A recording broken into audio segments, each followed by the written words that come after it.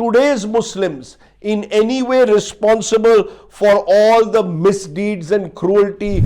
How to stir a communal divide?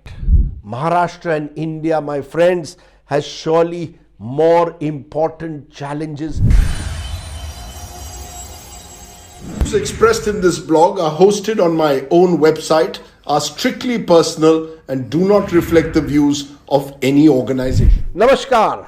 Hello and welcome, friends, once again to Straight Bat. This time a midweek special titled In the Name of Aurangzeb. Another day in the life of India, another WMD, or as I call it, a weapon of mass distraction, or in this case, a weapon of, dare I say, mass division. That's right, my friends.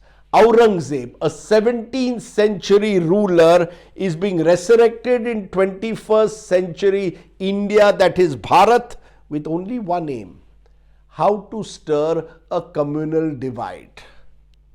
That violence has taken place in Nagpur in Maharashtra is not surprising.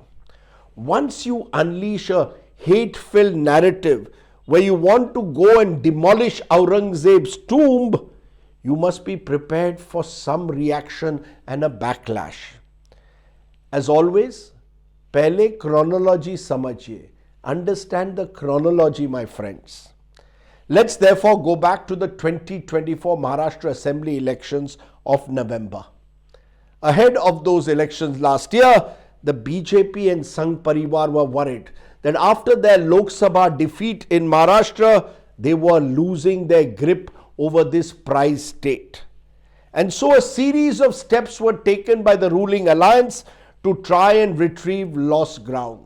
One which has been widely reported is, of course, the impact of the Ladki Bahin scheme, under which 1,500 rupees a month were promised to more than 2 crore women in Maharashtra. What is less widely reported and spoken about is the impact that a ground campaign, an insidious ground campaign, was launched that made this election a dharma yudh versus an alleged vote jihad, a holy war versus a vote jihad. BJP's WhatsApp groups in particular made every effort to mobilize a Hindu vote bank on the ground, warning that the opposition Maharashtra Vikas Aghadi had benefited hugely in the Lok Sabha because there had been a heavy turnout and consolidation of the Muslim vote.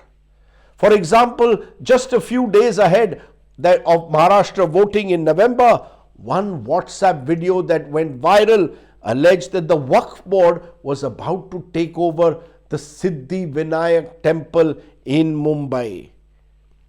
The campaign worked. The BJP-led alliance swept to a massive, unprecedented victory in Maharashtra. But my friends, this is what you must know. Once you unleash the forces of communal politics, you cannot expect them to stay under the radar once you won a big victory. These groups wanted to retain their relevance, and so enter Aurangzeb, a familiar enemy in Maharashtra's history. If in North India it was the Babri Masjid that was identified with Babar and eventually demolished, and thereby a Ram temple was built, in Maharashtra, Chhatrapati Shivaji's principal foe has always been seen to be Aurangzeb. When the film Chhawa was released to huge audiences in January, the scenes of Chhatrapati Shambhaji being tortured by Aurangzeb brought the Mughal ruler back into the conversation. Even Prime Minister Modi and several other leaders endorsed the movie. A WhatsApp campaign was started urging that Aurangzeb needed to be, his legacy, his memory needed to be erased. वो एक कलंक था was what we were told, and therefore, who knows, Aurangzeb's heirs, read India's Muslims, would be held in some way responsible for the Mughal rulers' actions in the 17th century. Into this debate, toxic debate, steps in Abu Azmi, the Samajwadi Party MLA, known to shoot off his mouth, responds by saying Aurangzeb was not a cruel ruler and history has been misrepresented. Azmi's remarks started a heated political debate and he was eventually suspended from the Maharashtra Assembly. Even Yogi Adityanath, all the way from Uttar Pradesh, weighed in to target Azmi. Now, the VHP, the Vishwa Hindu Parishad, and Bajrang Dal entered the debate. They began the campaign or the demand that Aurangzeb's tomb in Khultabad near Shambhaji Nagar, or Aurangabad as it was once known, must be demolished at once. A protest call was given across Maharashtra on Monday, which was Shiv Jayanti. Chief Minister Devendra Fadnavis too seemed very keen now to appease the Vishwa Hindu Parishad, who had helped him during the 2024 campaign, when he said that it is extremely unfortunate that because of ASI, Archaeological Survey rules, the government has to protect Aurangzeb's tomb, and promised that no one would be allowed to glorify Aurangzeb in Maharashtra.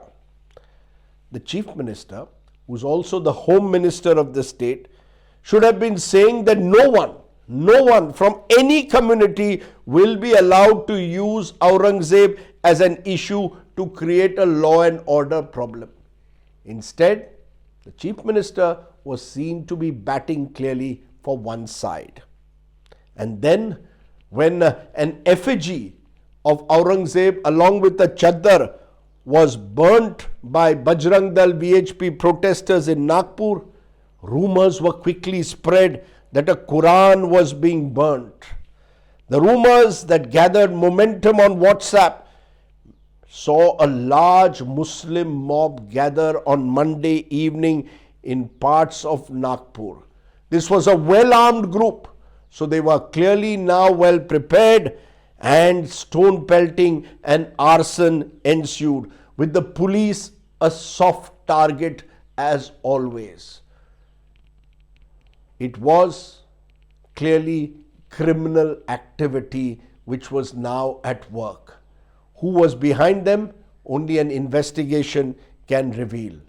But that, my friends, is the chronology as we know as of now. What it really reveals is just how easy it is in today's India, that is Bharat, to trigger violence by creating an atmosphere of hate, of division, by using a historical figure as part of this divisive narrative of remembrance and consequentially vendetta. Yes, Aurangzeb's rule was one where clearly he did target those who were non-Muslims for the main part. Yes, Aurangzeb's tomb has existed for centuries. But why do we use it today as a weapon to demonize an entire community? How are today's Muslims in any way responsible for all the misdeeds and cruelty of what Aurangzeb did when he was ruling India? Yes, we all revere Chhatrapati Shivaji Maharaj and his great sacrifices. But the best way to honor the great king would be to focus on what was Shiv Shahi's mantra: good governance and not weapons of mass division, surely. You really want to honor Shivaji today? Ensure, my friends, that no debt-ridden farmer in Maharashtra is pushed to suicides as thousands have committed over the last few decades. Let's leave Aurangzeb's scarred legacy for historians to contest. Maharashtra and India, my friends, has surely more important challenges to deal with.